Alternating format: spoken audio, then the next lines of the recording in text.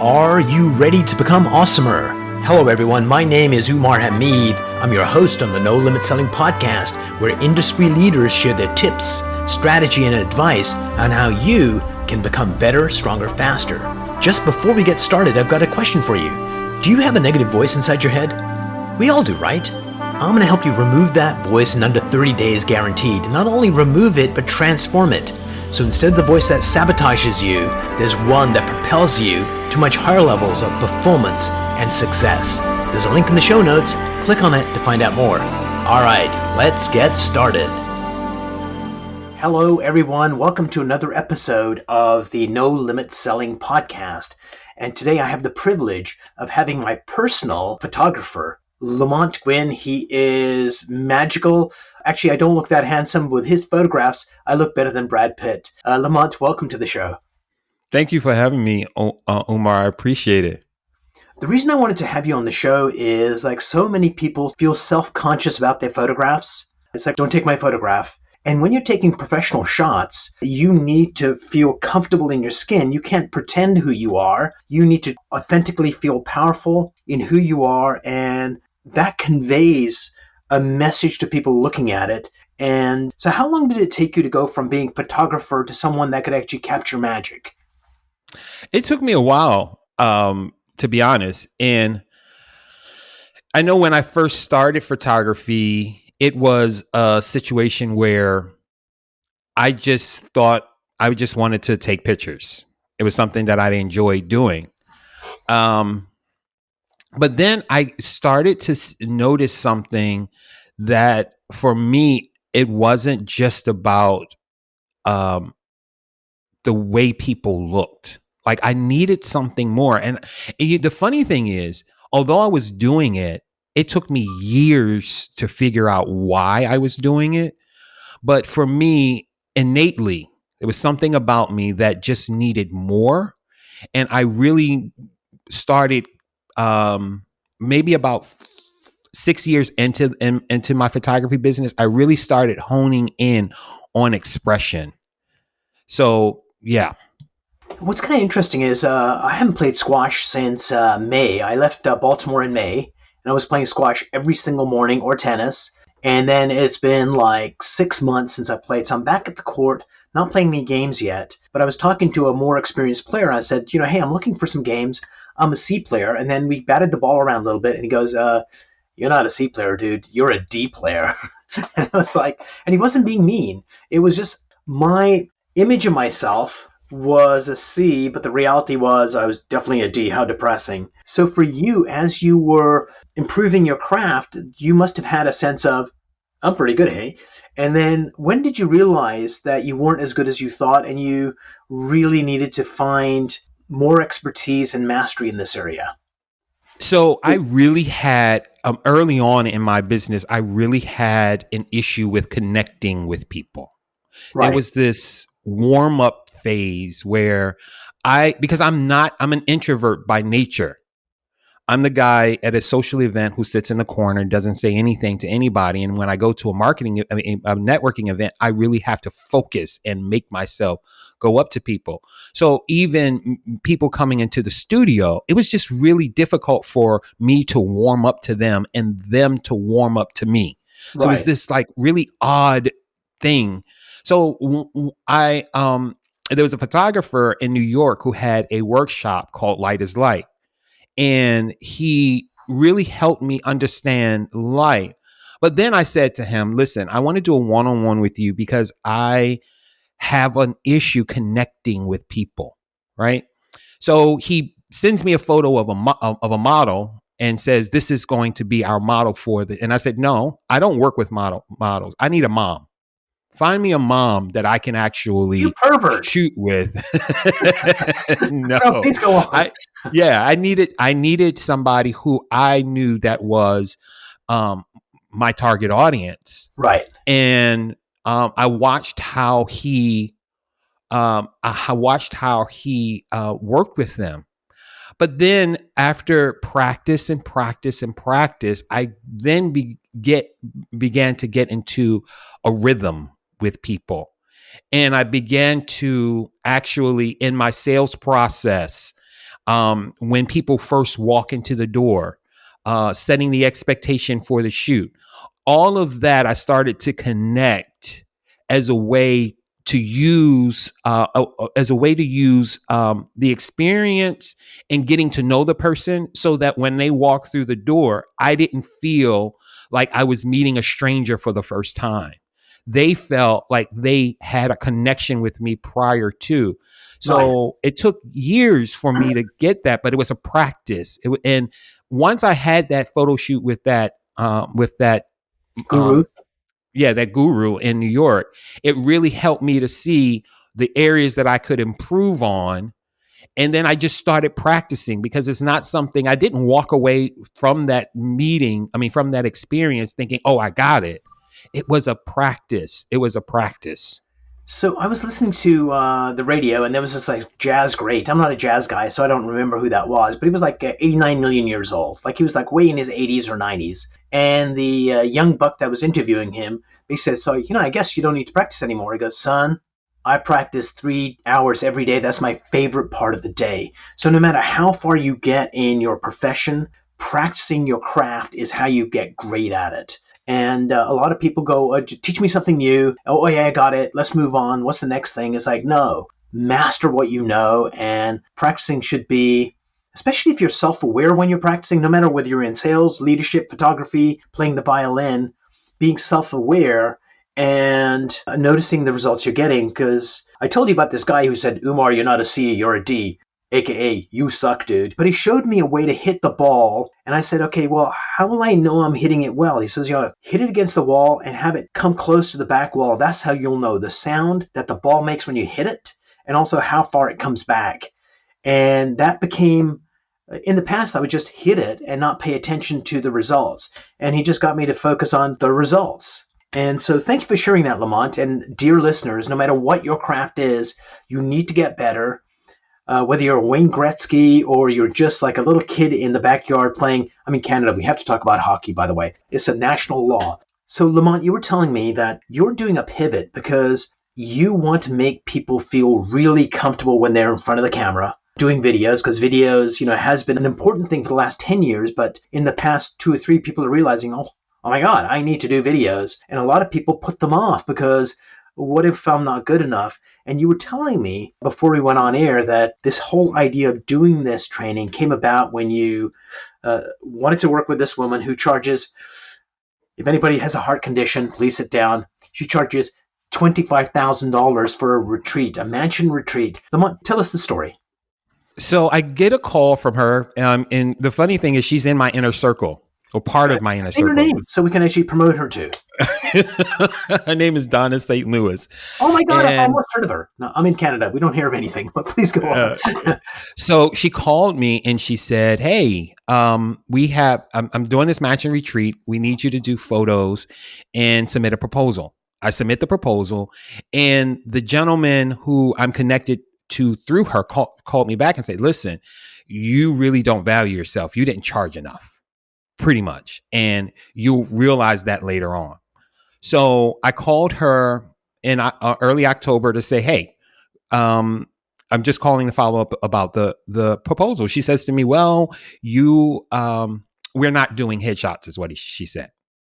Well, a day later, I get a phone call from a gentleman, a photographer friend of mine in Daytona.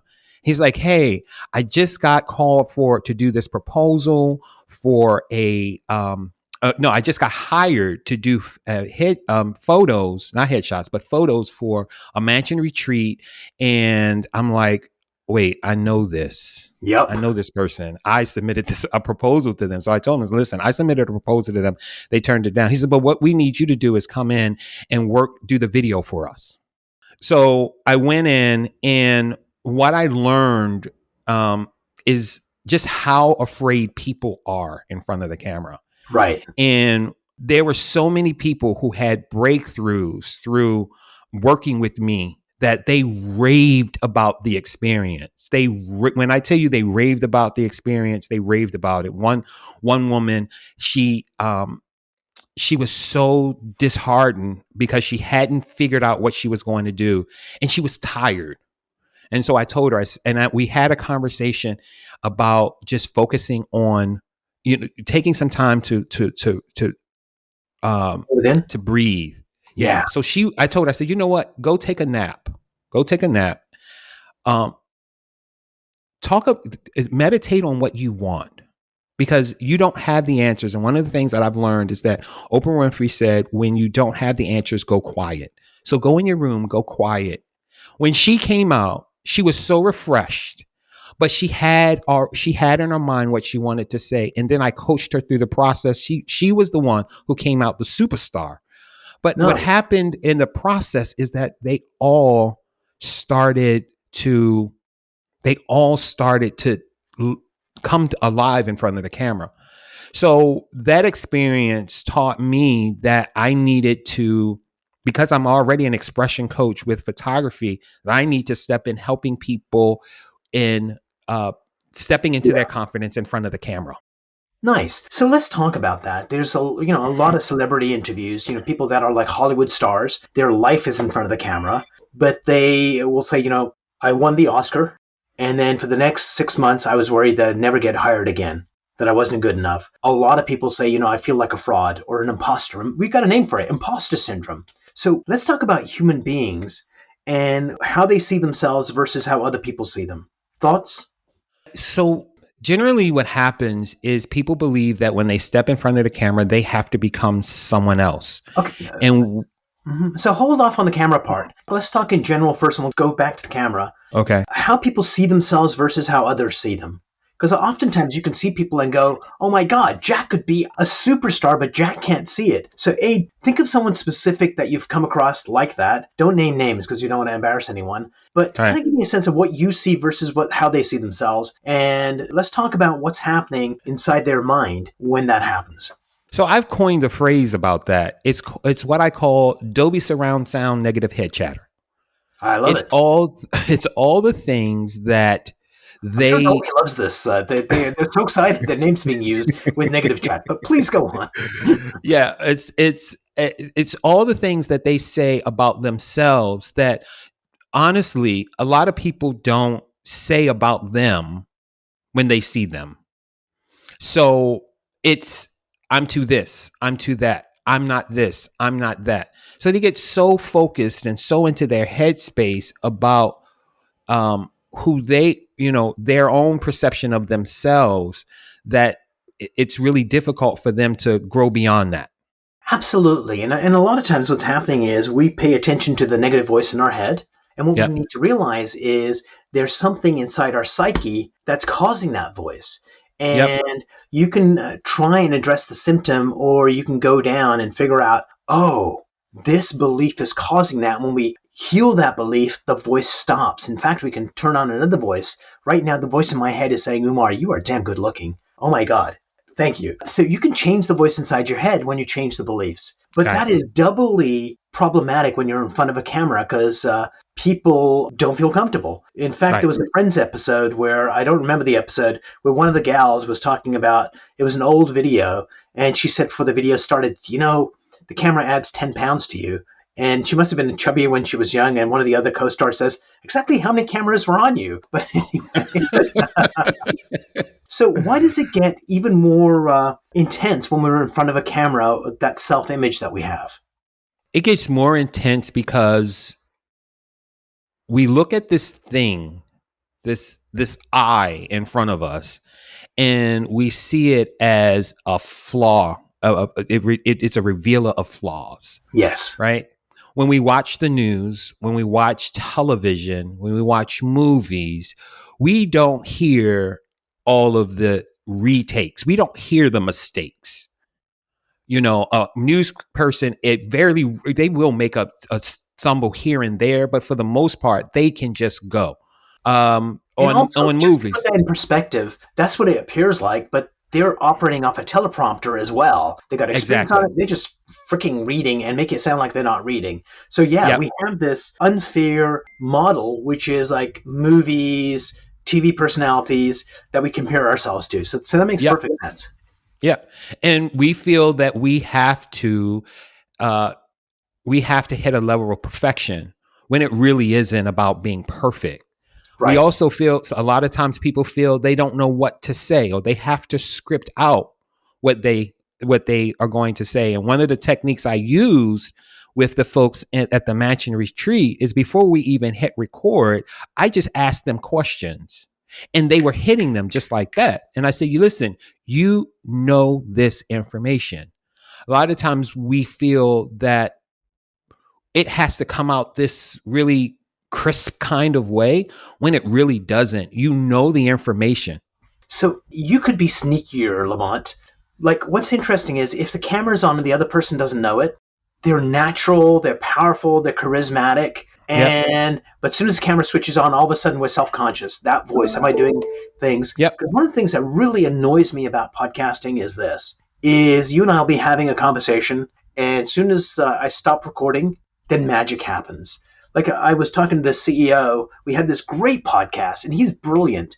And we stopped recording, and he goes, I should have told you about the time I went bankrupt and I lost all my money, that I had to live in a $6 a day motel. And within a year, I had a $1 million business started. And when the camera was on, he was self-conscious. But as soon as we switched it off, all of a sudden, he woke up.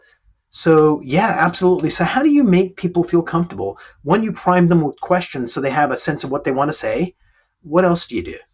So there's some pre-work as well. One of the things that I learned about doing this retreat is that you have to do some pre-work. And what we talked about, one of the things you talked about is limiting beliefs, right? Yes. So to get over that, the question that I start with is, what is your current belief about recording? And I have them write down that belief. All right. Now, what do you want to believe? What do you want when you get in front of in front of the camera? I am a sexy bitch. Huh? I am a sexy bitch. That's what I want. Right. So you write it down, and then you go back and you draw a line through your current belief. Yeah. I mean, your current belief, and you then accept the new belief. Yes. That's the foundation of it. And then we do other work. There's other work that has to happen in order for people to get in the mindset that, one, I can do this, to step into their confidence. And it's not really step into it, it's really command it. You can command confidence with the snap of a finger. And just like that. And through the process, that's what I help. That's what I help people do, is to be able to snap a finger and be in confidence, so that they now can look at the camera straight through the lens and deliver whatever they want to say in confidence and feel good about it. Absolutely, because I think for us, the reality is this: if you can be natural without the camera there, you're proof positive that you've got that ability. And what we need to do is to take the fear out of the lens. And that's what you do masterfully. And folks, I've had Lamont take photographs.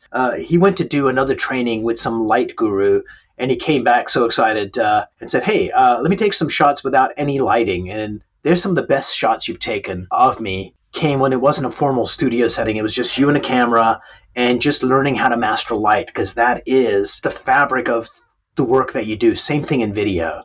And dear listeners and viewers, figure out what is the language that you're using, whether it's sales, leadership, parenting, being an athlete. What do you play with? What do you need to master to become fabulous? Lamont, we're going to put all your links down below of this interview. There's 2 more questions I have for you. Number 1, what is a mind hack you could share with listeners that they could use this technique to be more confident right now, today? One of the mind hacks that I use is grounding. And I want to thank you for that. So grounding is an exercise where you actually visualize a huge tree with a humongous trunk coming into your body, and the roots growing down your legs. And, with a big tree like that, extending out.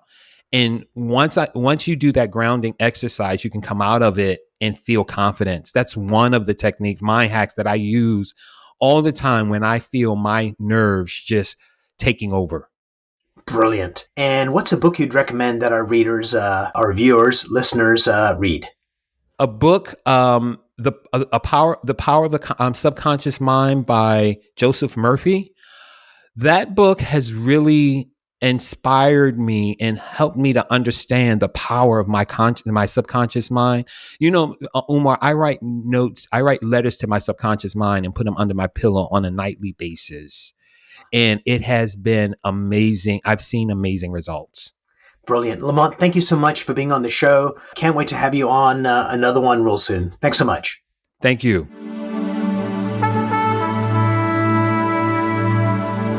If you enjoyed this episode, please go to iTunes and leave a 5-star rating. And if you're looking for more tools, go to my website at nolimitselling.com. I've got a free mind training course there that's going to teach you some insights from the world of neuro-linguistic programming, and that is the fastest way to get better results.